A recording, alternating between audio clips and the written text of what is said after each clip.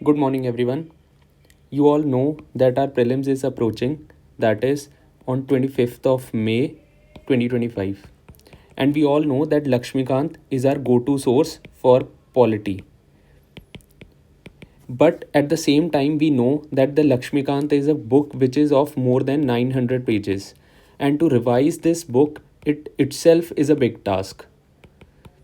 सो initially जब मैंने अपनी लक्ष्मीकांत को रिवाइज़ करना स्टार्ट किया, it took me like more than 20+ days to actually cover this book. लेकिन अगर मुझे ये तरीका पता होता कि कैसे ये चीज़ मैं कम दिनों में कर सकता हूँ और a better way to interlink the topics, जिससे मेरा ये बुक है और जल्दी और इफ़ेक्टिवली कवर हो जाए, so what better could it be. So इसलिए मैंने क्या किया कि जब से मैंने इस मेथड से रिवाइज़ करना स्टार्ट किया है, I am able to cut short the time required to revise this बल्कि बुक टू ऑलमोस्ट हाफ. अगर पहले 20 दिन लगते थे, I could come down to 10 and eventually after multiple revisions now I can revise this complete book in just 4 days. तो ये कैसे किया and how I approach to revise the book that we call Laxmikanth. तो सबसे पहले जो हमारा पहला चैप्टर है that is historical background making of constitution. पहले मैं यहाँ से स्टार्ट करता था. Earlier I use to begin from the very first chapter. और क्योंकि ये इनिशियल चैप्टर्स थोड़े बल्की हैं लाइक द चार्टर एक्ट्स वगैरह सब कुछ, and it has a lot of factual data, तो जब तक मैं इंपॉर्टेंट वाले चैप्टर्स पर आता था I use to already feel drowned कि यार ये तो बहुत फैक्चुअल है and it is taking a lot of time. So what I did is that I use to jump directly to the important chapters. जैसे पहले I use to start with the 4th chapter, salient features करो, preamble पढ़ो, उसके बाद direct not serial wise नहीं चलना, हमने salient features किया, प्रीएम्बल किया, फिर उससे लिंक्ड ही है फंडामेंटल राइट्स, हमारे डीपीएसपीज, ड्यूटीज़. ये करने के बाद पढ़ो अमेंडमेंट और बेसिक स्ट्रक्चर. ये हमारा हो गया एक सेट. ये आप इजीली बहुत ढंग से कवर कर लोगे बहुत जल्दी, क्योंकि एक तो हमें ये चीज़ें पता हैं एंड वी हैव कहीं से भी हमने अगर ये चीज़ें पढ़ी हैं, we already have a basic idea कि ये कैसे होता है. Next we move to the next chapter that is the parliament. एक बार पार्लियामेंट्री सिस्टम को समझो. पार्लियामेंट्री सिस्टम अगर हमने समझ लिया, वील कम टू नो कि that there is a PM and there is a president. ये दो एंटिटीज़ हैं. So what we'll do is कि पार्लियामेंट्री सिस्टम पढ़ने के बाद we will directly move to the chapter of president. जब हम प्रेसिडेंट का चैप्टर पढ़ेंगे तो वी नो कि स्टेट में उसका काउंटर पार्ट होते हैं कौन, हमारे गवर्नर. तो हम उसके साथ ही जो चैप्टर 30 है वो हम गवर्नर का पढ़ लेंगे, क्योंकि इससे क्या होगा कि मोस्टली एवरीथिंग दैट इज़ जो कि प्रेसिडेंट की पावर्स हैं, the similar powers are with the governor, only that the governor is head of the government in state, head of the state, and president हमारा यूनियन का head हो गए. तो ये ऐसे कंपैरेटिव एनालिसिस से अगर हम पढ़ेंगे तो यू विल सी कि it is already a lot of repetition which is written in the chapters. अगर प्रेसिडेंट का चैप्टर पढ़ने में सपोज आपको 1 घंटा लगा, तो गवर्नर का कवर करने में आपको हार्डली 10 मिनट्स लगेंगे, क्योंकि there will be only some extra points which you need to remember. ऐसे ही हम उसके बाद करेंगे वाइस प्रेसिडेंट. स्टेट में ऐसा कोई ऑफिस होता नहीं है. उसके बाद when we read about the prime minister, you directly read about the CM. तो 31st चैप्टर जो हमारा है सीएम का, क्योंकि वो स्टेट में similar powers everything will be same. इसे अगर 1 घंटा लगेगा तो इसे 10 मिनट लगेंगे. Then when you read council of ministers, read state council of ministers. Cabinet committee है तो उधर स्टेट कैबिनेट कमेटी होगी. तो ये हमारे रेपिटेटिव हैं. अगर आपने ये चैप्टर्स ढंग से कर लिए, देन योर दीज चैप्टर्स जो बाद के हमारे governor, chief minister, state council, ये सब भी कवर हो गए. वंस योर एग्जीक्यूटिव वाला part is done, then we'll move to the legislature. Legislature में हम अगर जब आप पार्लियामेंट पढ़ोगे, पार्लियामेंट पढ़ने के बाद आप डायरेक्ट साथ में पढ़ो स्टेट लेजिस्लेचर, क्योंकि उनकी पावर सेम है. Then when you read about parliamentary committees, उसमें सिमिलर है, उसका कोई सेपरेट चैप्टर नहीं है. Read about parliamentary committees. और ये पार्लियामेंट्री ग्रुप है जो, ये इतना इंपॉर्टेंट नहीं है, छोटा सा चैप्टर है. तो rather than reading it in a sequence, find a logical pattern in the book, जिससे आपके चैप्टर्स जल्दी भी हो जाएं और आपको समझ भी आता रहे. Then once your executive part is done and your legislature is done, we move to what? The third tier of our system, that is our judiciary. तो तीसरा जुडिशरी उठा लो.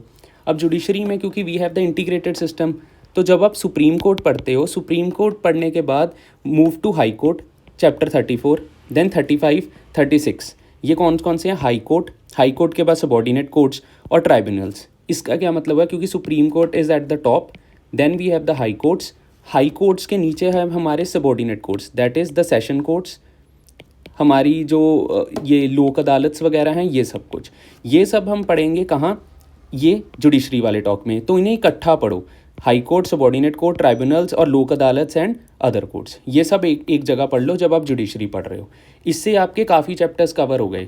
Now you have done the parliamentary system, उसके बाद आपने executive के कर लिए, centre और स्टेट दोनों के, उसके बाद आपने लेजिस्लेचर भी कर लिया, सेंटर स्टेट, और जुडिशरी भी हो गया हमारा। Once you are done with this, let's move to the next thing. अब हमारा जो थर्ड टायर ऑफ गवर्नमेंट हम बोलते हैं, दैट इज़ द पंचायती राज। अब उस पर आ जाइए। अब पंचायती राज पढ़ो, पंचायती राज पढ़ने के साथ साथ म्यूनसिपैलिटीज़ का चैप्टर कर लो। ये 2 चैप्टर्स हो गए। इससे आपका basic framework of how are parliamentary system actually works ये आपका हो जाएगा। Once you are done with this, then move to what, जो हमारे पिछले चैप्टर्स हमने छोड़े हैं। कौन से हैं वो chapters? Those are the federal system. अब क्योंकि India is a federal system, तो उसमें सेंटर जो हमारी यूनियन है और हमारे स्टेट्स हैं, इसके आपस में रिलेशन और स्टेट टू स्टेट रिलेशन, क्या डिफरेंस है, एसिमेट्रिक फेडरलिज्म वगैरह, उन्हें क्लब करके एक जगह पढ़ो। अब फेडरल सिस्टम पढ़ोगे तो सेंटर स्टेट रिलेशन पढ़ो, सेंटर स्टेट रिलेशन पढ़ोगे तो इसके साथ में हमने ये भी पढ़ना है कि शेड्यूल्ड और ट्राइबल एरियाज़ हैं कि इन्हें स्पेशल प्रोविजंस भी दिए गए हैं, तो इसलिए इसे भी साथ में पढ़ो क्योंकि ये भी एसिमेट्रिकल फेडरलिज्म का पार्ट आ जाता है। इसके अलावा अगर आप देखोगे special provisions to some states, ये चैप्टर 77 है, ये भी फेडरलिज्म से लिंक्ड है, तो इस चैप्टर को भी साथ में ख़त्म कर दो। नेक्स्ट, इंटर स्टेट रिलेशन पढ़ो और एमरजेंसी के प्रोविजंस। अब एमरजेंसी के प्रोविजन फेडरलिज्म के साथ क्यों पढ़ना है?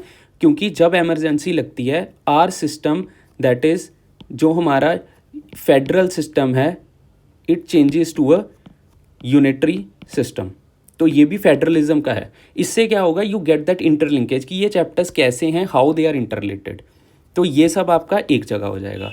Now when you are done with this major portions, उसके बाद आपने क्या करना है, ये कोऑपरेटिव सोसाइटीज़ वाला एक टॉपिक है, ये क्योंकि बहुत न्यूज़ में है और हमारा रीसेंट फोकस भी है। एक तो ये 72nd है चैप्टर, ये काफ़ी लेट आता है तो we tend to skip this, तब तक हमारा हो जाता है, लेकिन इसे पहले ही हमने रिवाइज़ करना है। जब आप अपना ये पंचायत और म्यूनसिपैलिटी पढ़ोगे तब साथ में ही कोऑपरेटिव सोसाइटीज़ भी पढ़ लेना।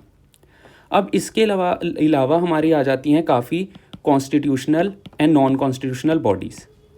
अब इन्हें कवर करने का बेस्ट तरीका है to use a tabular format, क्योंकि ये कंपैरिजन में अगर आप पढ़ोगे only then you will able to identify कि क्या क्वेश्चंस प्रीलिम्स में बन सकते हैं। तो लेट मी शो यू, जैसे फॉर एग्जांपल ये है, I use to have this tabular form जिसमें मैंने अपने सारे लिख रखे थे। ये बॉडीज़ हैं, आगे जितनी भी election commission, UPSC, SPSC, finance commission, CAG, ये सारे लिख रखे हैं, ये आपको भी मिल जाएंगे। इफ़ यू वांट तो कमेंट कर देना, I will even share this with you. तो इसमें सारी डिटेल्स हैं, उनके आर्टिकल्स हैं, हेड कौन है, अपॉइंटमेंट क्या है, कंडीशन सर्विस क्या है, रिमूवल कैसे होगा, तो ये सब चीज़ें हैं। तो इन्हीं पे क्वेश्चन बनेगा, जहाँ आपको एक्सेप्शन दिखेगी कि this is something different than the other, तो वहीं पे क्वेश्चन आ जाएगा कि ये क्वेश्चन बनेगा। अब जैसे अब कैग की मैं बात बताऊं, कंडीशंस है, मोस्टली सारी बॉडीज़ में आप देखोगे it is the president who sets the और the governor who sets the conditions, but CAG जो हमारे कैग हैं उनकी सर्विस कंडीशंस पार्लियामेंट में आती हैं, पार्लियामेंट डिसाइड्स, लेकिन वो चेंज नहीं हो सकती। तो ये एक्सेप्शंस हैं जिन पे वी टेंड टू इग्नोर, और क्वेश्चन इन्हीं पे आता है। तो this is how you can cover the constitutional bodies. अब इसके बाद कुछ और छोटे छोटे इंपॉर्टेंट टॉपिक्स हैं, जैसे पॉलिटिकल पार्टीज़ वाला चैप्टर है, ये हम इग्नोर कर देते हैं, लेकिन इसमें सिर्फ 2 चीज़ें पढ़नी है। एक तो जो हमारी रीजनल पार्टीज़ हैं और जो हमारी वो नेशनल पार्टीज़ हैं और हमारी स्टेट पार्टीज़ हैं, इनका क्राइटेरिया क्या है विच रिकॉग्निशन के लिए, कि which party is recognised as a national party and which one is recognised as a state party. तो ये इसका क्राइटेरिया बस याद कर लेना। उसके बाद एंटी डिफेक्शन लॉ, ये जब हम अपना आप शेड्यूल्स पढ़ोगे और शेड्यूल में 10th शेड्यूल देखोगे तो उससे लिंक करके पढ़ना है। फिर उसके बाद कुछ इंपॉर्टेंट डॉक्ट्रिन्स हैं, तो इन पे भी कई बार क्वेश्चन आ जाता है, तो ये भी आपने रिवाइज़ करना है। जैसे हमारी वो है कलरेबल लेजिस्लेचर है, ठीक है, हमारी बेसिक स्ट्रक्चर डॉक्ट्रिन है, तो these are some of the doctrines which you need to remember. तो इन पे भी कई बार फैक्चुअल क्वेश्चन आ जाता है, तो ये एक नया चैप्टर ऐड हुआ, ये भी आप पढ़ लेना। उसके बाद अपेंडिक्स में कुछ इंपॉर्टेंट आर्टिकल्स, कंकरेंट लिस्ट ज़रूर देख लेना, क्योंकि कंकरेंट लिस्ट में ही चीज़ें कन्फ्यूजन में जाती हैं। जैसे एजुकेशन हो गया, हमारा फॉरेस्ट हो गया, हमें लगता है कि these might be in the state list, but these are in the concurrent list, तो ये भी कर लेना। उसके बाद अमेंडमेंट्स, जो इंपॉर्टेंट अमेंडमेंट्स हैं हमारी 106 तक अभी हो चुकी हैं, तो जो इंपॉर्टेंट है वो आप रिवाइज़ कर लेना। अब जो बाकी के चैप्टर्स हैं, ये चैप्टर्स प्रीलिम्स के लिए कम इंपॉर्टेंट है, these are more relevant for the mains. तो अगर पहले आपके पास टाइम है तो एंड में इन चैप्टर्स को पढ़ना, अगर आपके पास टाइम नहीं है and you are just focusing on the prelims, तो आप इन चैप्टर्स को अभी छोड़ भी सकते हो। अब उसके अलावा जो अब हमारे चैप्टर्स रह गए, जैसे यूनियन टेरिटरी और सिटीजनशिप, ये चैप्टर हो गया, और उसके बाद यूनियन टेरिटरीज़ यहाँ वाला 41, तो इन्हें यूनियन एंड टेरिटरी जब पढ़ोगे तब उसके साथ यूनियन टेरिटरीज़ का यहाँ भी चैप्टर पढ़ लेना। सिटीजनशिप का चैप्टर है, इसका किसी के साथ इतना लिंक नहीं है, ये पढ़ लेना। और ये जो आपके हिस्टोरिकल बैकग्राउंड और मेकिंग ऑफ कॉन्स्टिट्यूशन वाले चैप्टर्स हैं, इन्हें लिंक करके पढ़ना। जब आप मॉडर्न का हम पढ़ते हैं ना, जो चार्टर एक्ट्स हैं, लेटर मॉडर्न वाला पार्ट है, जब हमारी कॉन्स्टिट्यूशन बन रही है वो सब कुछ, तो उससे लिंक करके पढ़ना, चाहे नोट्स बना लो अपने या कुछ भी। सो आई सजेस्ट कि आप सीक्वेंस में ना पढ़ के इंटरलिंक करके पढ़ो। इसके अब बेनिफिट्स क्या हैं? इसके बेनिफिट्स आपके इंटरलिंकेज के क्या होंगे? इसके बेनिफिट ये हो जाएगा कि एक तो आपका time will reduce, you will able to identify the exceptions, और एक्सेप्शंस पे ही क्वेश्चन आता है। जब आप कंपेयर करके पढ़ोगे आपको दिख जाएगा और आप क्वेश्चंस इजीली कर पाओगे। थर्ड बेनिफिट विल बी कि आपकी होलिस्टिक अंडरस्टैंडिंग बनेगी कि how things are related in a polity, तो मज़ा भी आएगा पढ़ने में। तो ऐसे पहले if I use to take like 20+ days to revise, फिर उसके बाद इस स्ट्रेटजी से मैंने डायरेक्टली ये ले आया था मैं अराउंड 12 डेज़ पे, और मल्टीपल रिविजन्स के बाद अब तो 4 दिन में ही I am able to revise the whole Laxmikanth for my prelims. So I hope आपको ये स्ट्रेटजी समझ आई होगी and how I do it.